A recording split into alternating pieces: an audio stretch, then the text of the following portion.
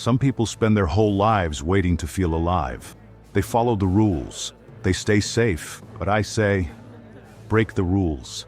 Struggle isn't a burden. It's the start of becoming.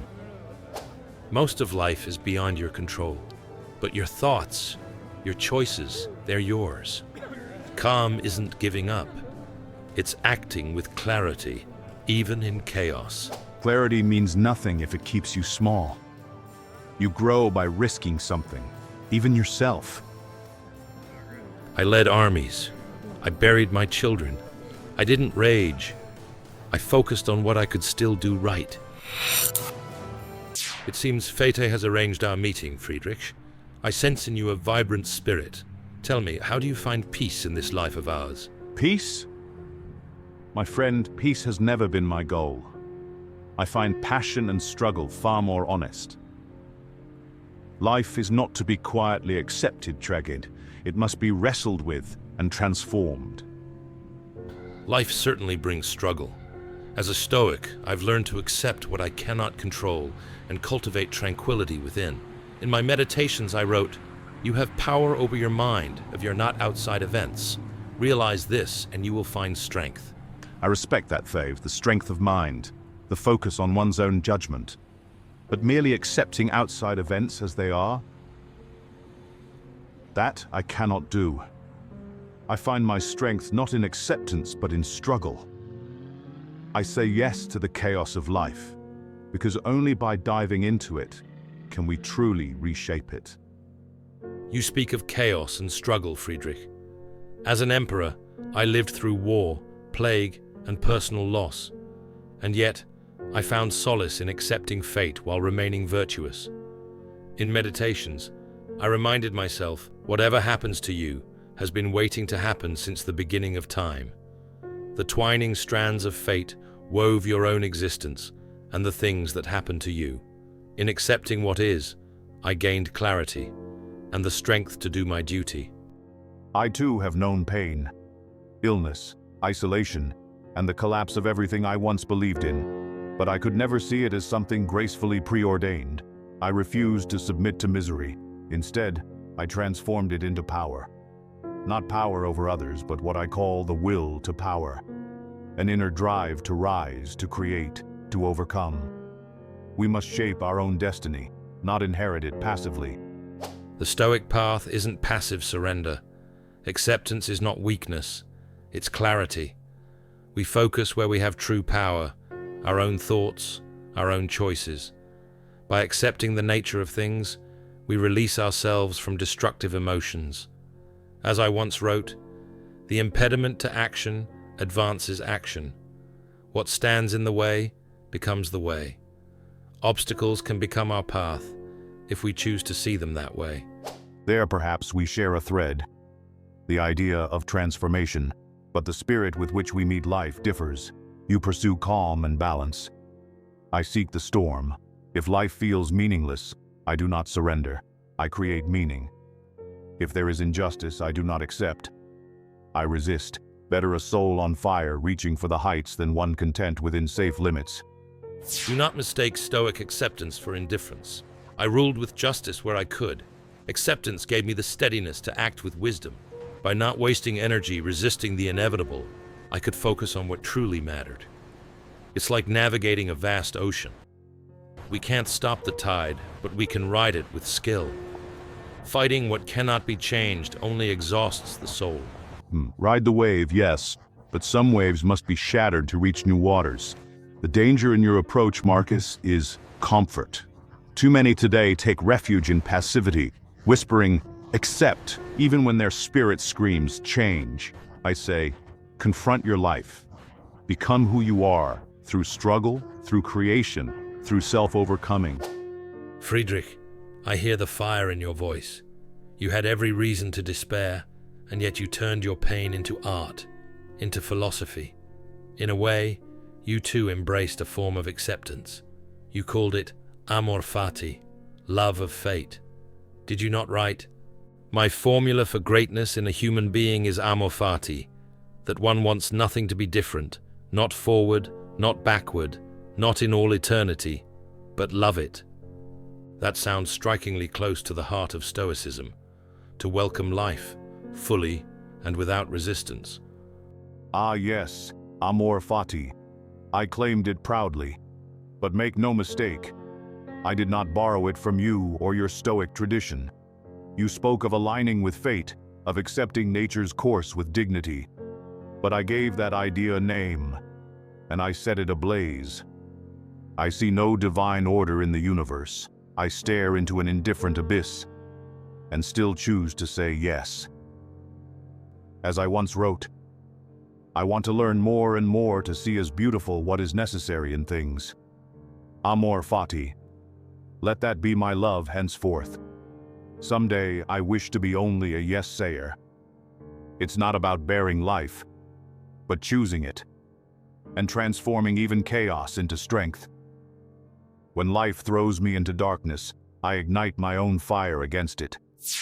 I devoted my life to virtue and wisdom, even through sorrow. I lost children to illness again and again. The grief was unbearable, but Stoicism gave me perspective. Life, I reminded myself, is a loan from nature.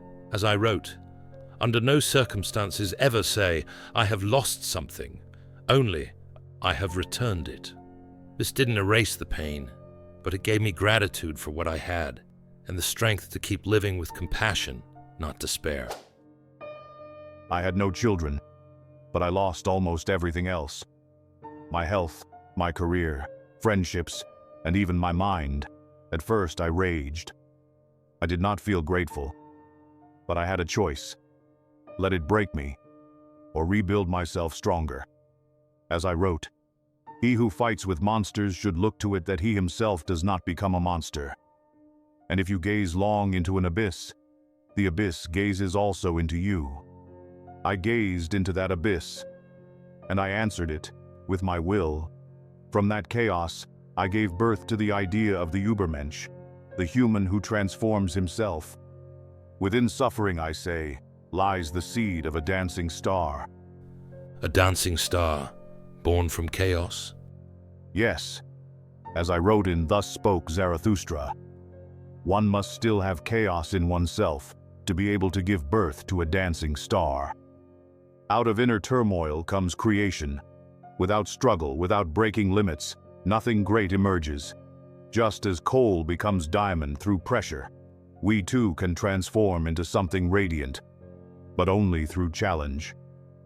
A beautiful metaphor, Friedrich. And in truth, I agree that hardship can lead to growth. Stoicism also teaches resilience. Where we differ is in how we approach the storm. You seem to embrace it. I aim to steer through it.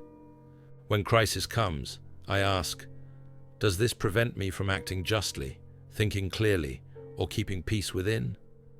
Usually the answer is no. So I hold steady, guided by reason and virtue. But is serenity truly the height of living?